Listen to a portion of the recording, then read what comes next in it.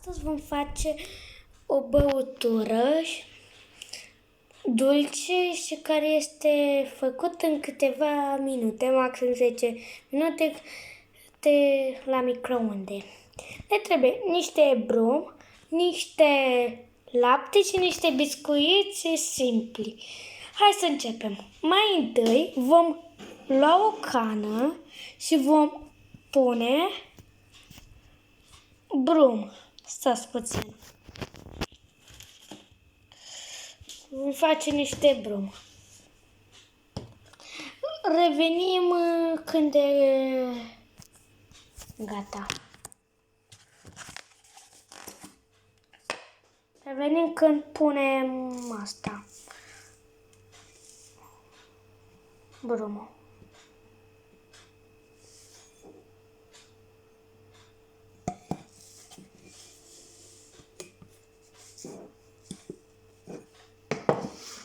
Stai că și dacă spune.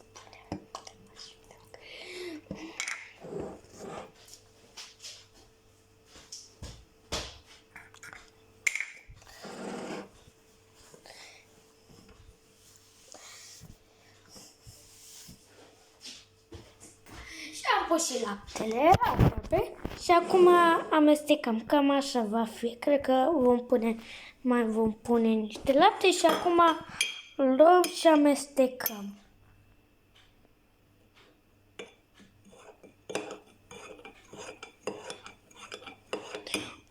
Vom mai pune niște lapte și vom cea mai ușoară băutură când te plictisești, adică te și plictisești și vrei și bei ceva.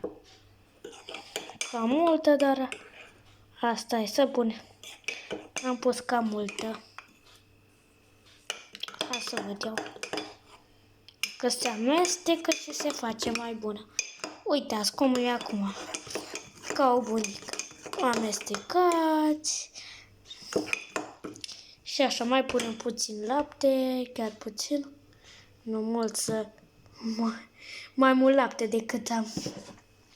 Cred că mai mult ciocolată am pus. Și așa.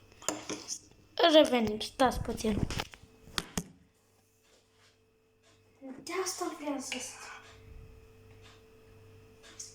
aveți poftă.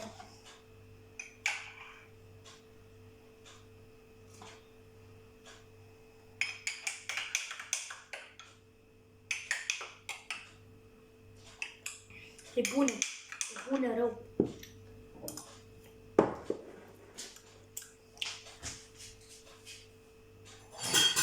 Așa.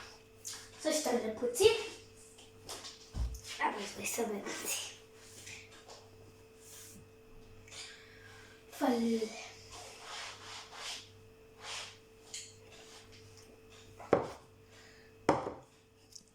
Așa, și așa a ieșit.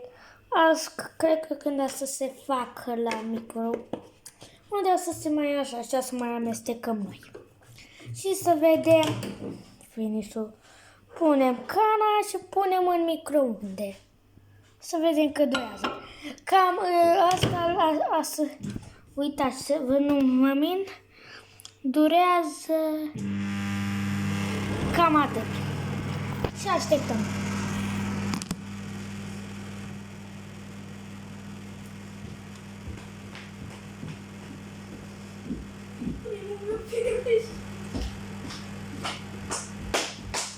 Să vezi fapte și să arătă.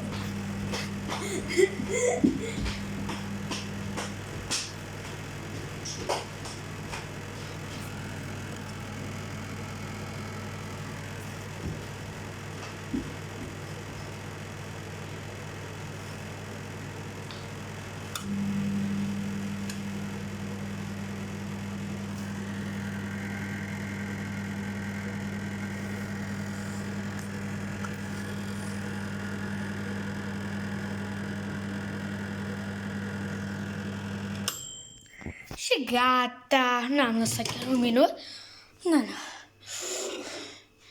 Uitați cum am ieșit.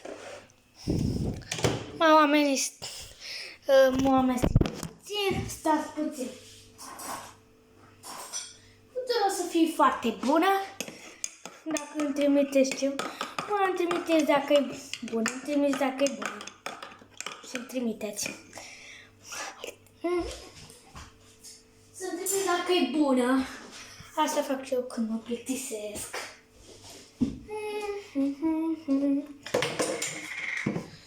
Oleu. Așa e, facem și curat. Așa.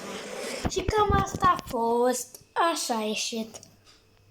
Sfârșitul vă place? Așa. Vă pup și ne vedem la următorul videoclip cu dulciuri, dulcinele. La revedere și o seară plăcută și să aveți poftă!